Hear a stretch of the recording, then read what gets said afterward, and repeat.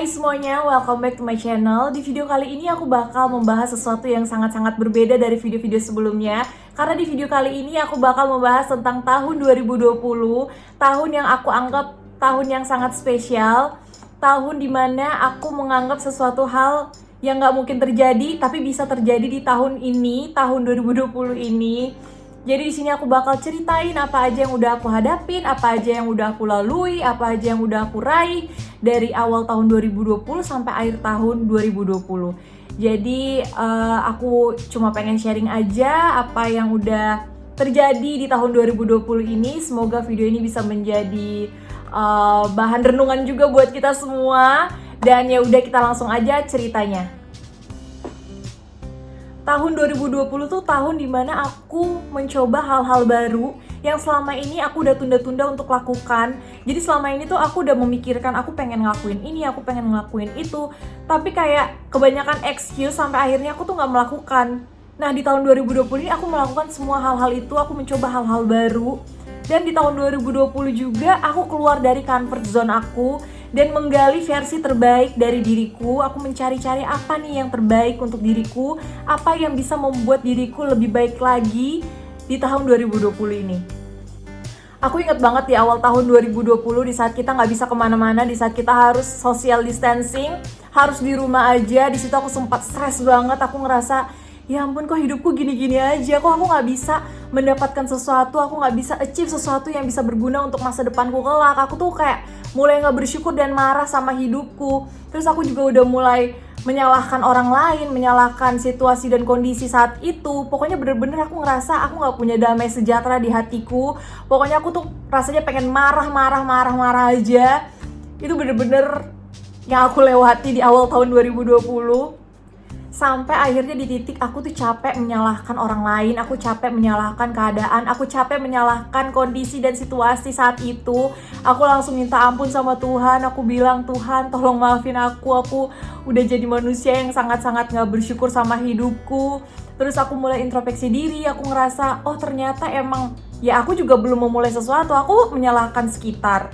Kenapa ya gini, kenapa ya gitu, tapi sebenarnya dari diriku sendiri juga aku belum mencoba melangkah. Jadi ya aku ngerasa, oh berarti semua itu juga karena aku juga, semua yang aku alami, semua yang bikin aku stres juga karena aku juga. Jadi aku mulai merubah kebiasaan-kebiasaan aku merubah gimana ya pola pikir aku. Terus aku berdoa sama Tuhan juga biar dikasih kekuatan bisa melewati hari-hari ini. Aku belajar bersyukur apapun yang terjadi dalam hidupku, pokoknya aku harus syukuri. Mau itu nggak enak, mau itu enak, pokoknya semuanya aku harus syukuri. Dan sebenarnya aku di sini juga bukan menjadi orang yang udah berubah ya, karena itu sebenarnya hal yang sangat berat. Tapi sekarang aku tetap harus belajar, aku harus mencoba menjadi orang yang lebih bersyukur lagi. Karena kalau misalnya kita, itu benar sih, kalau kita kurang bersyukur emang rasa ketidakpuasan, rasa stres tuh bener-bener bisa menyelimuti diri kita sendiri. Jadi emang coba lebih bersyukur lagi dengan hal-hal kecil aja. Itu bisa bikin kalian tuh lebih lebih tenang menjalani hidup. Dan ya udah, setelah itu aku mulai berani melangkah, aku mulai berani meraih apa yang pengen aku raih. Dengan hal pertama yang aku lakukan yaitu dengan aku menulis di jurnal. Jadi di jurnal itu aku nulis goals apa yang pengen aku raih di tahun 2020. Terus udah gitu aku nulis tiap bulannya achievement apa yang aku dapat. Jadi biar aku tuh bisa lebih menghargai proses perjalanan hidupku, proses dimana aku belajar di kehidupan ini. Dan sebenarnya aku ngerasa dengan adanya jurnal itu benar-benar ngebantu aku buat menyalurkan semua apa yang di pikiranku. Karena kan kita sebagai manusia kadang ya suka skip, suka lupa, suka gimana kan. Nah dengan adanya jurnal kita tuh bisa balik lagi kayak, nih tahun ini kayaknya goals aku yang ini belum kecapai nih, kayaknya aku harus raih ini dulu nih. Jadi kita tuh bisa balik lagi, bisa ada acuan menurut aku dengan adanya jurnal ini. Jadi menurutku jurnal itu sangat membantu buat kalian yang punya ide-ide atau pikiran-pikiran yang suka banyak, kalian tuangkan aja di jurnal. Karena itu sangat-sangat membantu kalian untuk bisa mengingat kembali apa yang kalian pikirkan. Jadi apa yang kalian pikirkan tuh gak sia-sia, maksudnya gak akan jadi sampah di otak kalian karena semuanya kalian tulis dan kalian bisa baca lagi di jurnal kalian itu. Nah contoh goals yang aku tulis di jurnalku itu Ada 3, sebenarnya masih banyak juga goals-goals di tahun 2020 ini, tapi aku share ke kalian itu yang 3 ini karena menurut aku 3 ini sangat-sangat penting di tahun 2020 ini, yaitu 1, aku tuh pengen banget punya bisnis sendiri. Kedua, aku pengen magang di kantor notaris. Dan ketiga, aku pengen magang di kantor BPN. Karena dua terakhir ini tuh bener-bener bikin aku tuh stres juga. Kayak aku tuh cuma memikirkan doang, aduh kapan ya aku magang, kapan ya aku begini, kapan ya aku begitu. Duh, perjalanan jadi notaris tuh panjang banget ya gini-gini. Tapi aku cuma mengeluh doang, aku cuma kayak di pikiranku doang. Aku tuh gak melakukan sesuatu. Nah, makanya di tahun 2020 ini tuh aku langsung kayak, pokoknya itu emang harus aku selesaikan, itu harus aku mulai di tahun ini. Dan puji Tuhannya bener-bener 3-3 itu tercapai. Aku punya bisnis sendiri itu, aku jualan ayam rendang. Itu juga lumayan banget pas aku awal jual, laku banyak. Tapi karena aku sambil kerja, jadi aku capek. Maksudnya aku gak bisa multitasking, kayak pulang ke rumah aku ngerjain itu, terus pagi-paginya aku kerja, aku bener-bener capek juga. Jadi untuk jualan ayam itu mungkin nanti kalau ada waktu yang pas aku bakal jualan lagi, karena emang aku suka jualan ayam itu, tapi karena waktunya aja yang gak pas, jadi ntar dulu aja, aku pending dulu. Nah, yang untuk magang di kantor notaris dan magang di kantor BPN itu bener-bener semuanya juga keterima, semuanya bisa diraih, semua bisa didapat. Dan sekarang aku tinggal menjalankan itu semua. Jadi aku benar-benar bersyukur banget, semua goals, belum semua goals sih sebenarnya, tapi 3 goals yang terpenting ini bisa aku achieve di tahun 2020. Terus juga tahun ini aku mencoba hal baru, yaitu YouTube. Sebenarnya aku tuh udah memikirkan nge-YouTube itu dari beberapa tahun lalu, cuma karena kebanyakan excuse kayak aduh males, aduh mager, aduh segala macem, jadinya tuh nggak pernah terrealisasi. Nah, di tahun 2020 ini aku bener-bener semangat bikin video. Jadi kayak ya udahlah, aku pengen bikin video, aku pengen sharing, aku pengen gimana ya, aku pengen menyalurkan hobiku di tahun 2020 ini dengan aku membuat YouTube. Proud to me. Pokoknya di tahun 2020 ini aku ngerasa kayak gimana ya, jadi semangat aja gitu melakukan hal-hal baru. Karena udah kebanyakan berapa bulan waktu itu ya kita social distancing, kayaknya 6 bulan apa ya. Itu benar-benar udah membuat aku tuh ngerasa, duh kayaknya harus ada sesuatu yang bisa bikin gimana ya, semangat lagi. Jadi emang harus mencoba hal-hal baru. Aku ngerasa tahun 2020 itu tahun dimana kita dipaksa untuk lebih kreatif lagi di sikon yang terbatas. Karena kan emang masih pandemi seperti ini kan. Tapi kita tuh dituntut untuk bisa lebih kreatif lagi menjadi orang.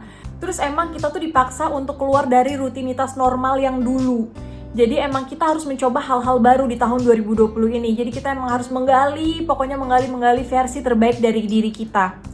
Jadi emang tahun 2020 itu tahun yang paling beda dari tahun-tahun sebelumnya menurut aku. Banyak hal yang tidak terduga tuh bisa terjadi tahun ini. Tahun dimana kita diajarkan suatu kondisi yang baru dan kita dituntut untuk bisa beradaptasi dengan kondisi itu. Berujung pada perubahan yang mungkin gak mengenakan, banyak rencana yang harus dirubah, terus banyak keinginan juga yang harus ditunda. Tahun 2020 juga tahun dimana kita diajarkan untuk beristirahat sejenak, memperhatikan hal-hal sekeliling kita, hal-hal kecil yang suka kita lupakan. Dan tahun yang mengajarkan bagaimana kita bisa menikmati hal-hal yang simpel, hal-hal yang sederhana, tapi terasa bermakna. Di awal tahun 2020 juga menjadi pukulan yang cukup besar ke aku. Aku kehilangan adik sepupuku yang sangat baik, yang sangat sopan. Dan sampai sekarang pun aku masih merasa kehilangan, masih merasa berduka. Aku masih kadang bertanya sama Tuhan, Tuhan kenapa adikku dipanggil secepat itu? Tapi dengan hal ini juga mengingatkan kepada kita tuh manusia hanya hidup sementara di dunia ini. Jadi emang gimana ya, aku tuh belajar banyak dari sosok sepupuku. Bener-bener hidupnya itu untuk orang lain. Mungkin emang tugasnya di dunia ini udah selesai, kita tuh bisa berkaca sama dia.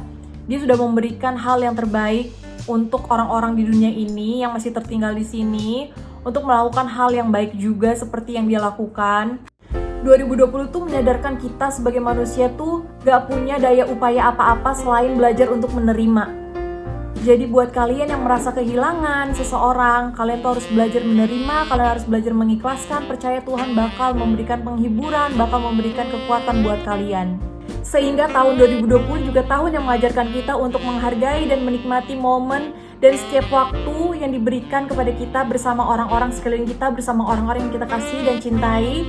Mensyukuri mereka yang ada di dalam kehidupan kita sehingga kita punya keberanian dan kekuatan untuk terus melangkah.